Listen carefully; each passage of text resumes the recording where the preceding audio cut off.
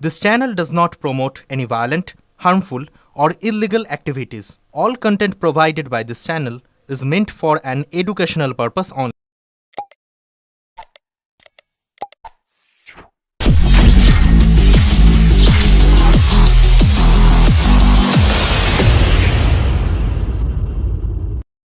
তৃণমূলরা পয়সার বিনিময়েও form fill up করছে। সব থেকে মজার কথা কি জানেন তো, সরকারে আছে তো, পঞ্চায়েতে আছে, জোর করে লুট করেছে, ভিডিও ব্যালট পেপার চিবিয়েছে, পৌরসভাগুলোতে মরা দাদু ঠাকুমারা এসে ভোট দিয়েছে, ফলে তো মানুষ বাধ্য হয়ে গেছে এদের কাছে যাওয়া এদের জন্য। ওরা পয়সা দিয়ে ফর্ম ফিল আপ করানোর পরেও লাল ঝান্ডার একটা লোকের কাছে গিয়ে বলছে একটু দেখে দিন তো ফর্মটা ঠিক আছে কিনা। এখানে আমাদের একটু স্বস্তি এবং এখানে আমাদের ক্রেডিবিলিটি। মানুষ এখনো পর্যন্ত তার বুনিয়াদী হকের জন্য লাল ঝান্ডার পাশে আছে, তাই লাল ঝান্ডা মানুষের পাশে আছে। 29 থেকে 17 ডিসেম্বর তার জন্যই বাংলা বাঁচাও যাত্রাতে সিপিআইএম পার্টি একদম উত্তর থেকে দক্ষিণ, তুফানগঞ্জ থেকে কামারহাটি তারা যাত্রা করবে।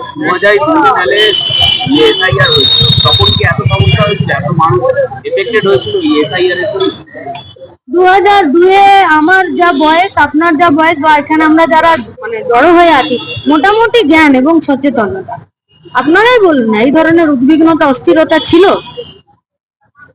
শুধুমাত্র ভোটের লক্ষ্যে এনআরসি এর পরবর্তীকালে নাগরিকত্ব যাচাইয়ের জন্য এবং তার জন্য ভুলভাল কমেন্ট করে সংবিধানকে একদম বাইপাস করে এবং নীতি বহির্ভূত বেআইনি ভাবে, নীতি আইন বহির্ভূত ভাবে যদি এসআইআর করতে যায়, মানুষ তাদের প্রশ্ন শুনে এবং মানুষ তাদের কাজকর্ম দেখে উদ্বিগ্ন হচ্ছে।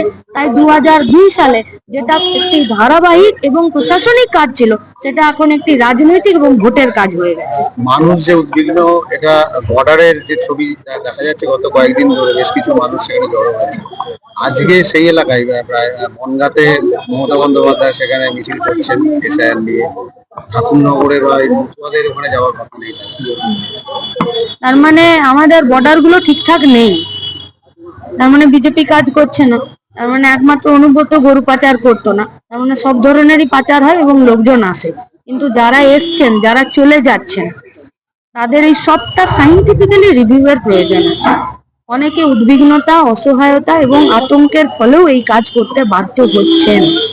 এবং ভারতবর্ষের সংবিধানে তার অনেকগুলো ক্লজ আছে, যে ক্লজগুলো পশ্চিমবঙ্গে বিজেপি বা তৃণমূল দুজনের যে একটি স্বাভাবিক আলোচনার মাধ্যমে, কেন্দ্রের সরকার এবং রাজ্যের সরকার স্বাভাবিক আলোচনার মাধ্যমে ইলেকশন কমিশনের দ্বারা কাজ করা উচিত, সেই কাজ করছে না। আমি আবারও বলছি, রাজনৈতিক উদ্দেশ্যে ভোটের বাজারকে চিন্তা করে বিধানসভা নির্বাচনের আগে এসআইআর করা বিহারের ছবিকে দেখাচ্ছে।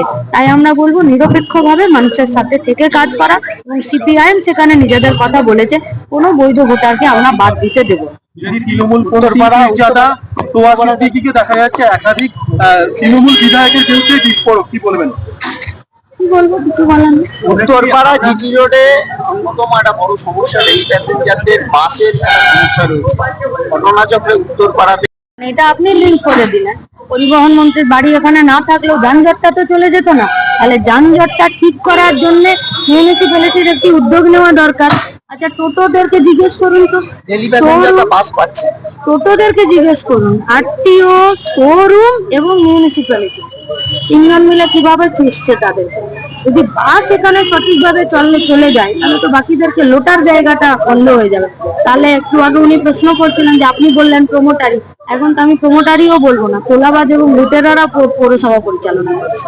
আমরা দেখেছি সবসময় কংগ্রেসকে বেশি সজাগ থাকতে ভোটের আগে, সবসময় ওনারা আন্দোলন করে চলেন, কিন্তু কোথাও গিয়ে ভোট ব্যাংকে কংগ্রেস, ওটা তো কংগ্রেসকে জিজ্ঞেস করতে হবে। আমি লাল ঝান্ডায় আছি। ভোট পৌরসভাতে, পঞ্চায়েতে হয়নি ভাই, পঞ্চায়েতে লুট হয়েছে, পৌরসভাতেও লুট হয়েছে, ভোটের নামে প্রহসন হয়েছে। এবং আজকের যা আর্থিক কষ্ট এবং মানুষ প্রত্যেক দিনের জীবনযাপনের সংকটে আছে, সেখানে সরকারের বিভিন্ন প্রকল্প এবং তাদের সহযোগিতার উপরে মানুষকে একটা বড় অংশে তাদেরকে নির্ভর করতে হয়। কেন? কারণ সে তার নিজের যোগ্যতায় নিজের জীবন পরিচালনার মতন নিজের যোগ্যতাতে রোজগার করতে পারছে না।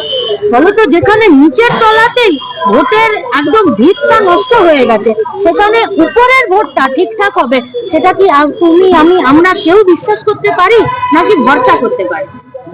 অফিসে 13 জন মানে রাত জেগে বিএলও সারা রাত তারা ধর্নায় ছিলেন। সেখানে দেখা যাচ্ছে 4 জন অরিজিনাল বিএলও, বাকি কারা দেখা যাচ্ছে 9 জন শাসক দলের লোক। সেই করে নাকি পুলিশ চুপ হয়েছে, তাদেরকে সিডিও অফিসে থাকতে দিচ্ছে।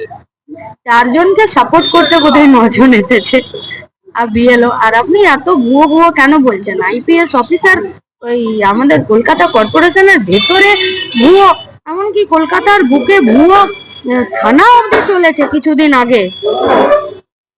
তৃণমূলের এমপি ভুয়ো ভ্যাকসিন পেয়ে গেছে। সব যখন ভুয়ো আছে তখন যদি মেকি আন্দোলন করতে হয়, তাহলে যদি ভুয়ো ঢুকিয়েছেন, আমি জানি না, আপনি বললেন বলে শুনলাম, এ খবর আমি এখনো পাইনি। তবে বিএলওরা যেভাবে প্রেসারাইজ হচ্ছে, সেখানে ইলেকশন কমিশনকে তাদের পাশে দাঁড়ানো হবে।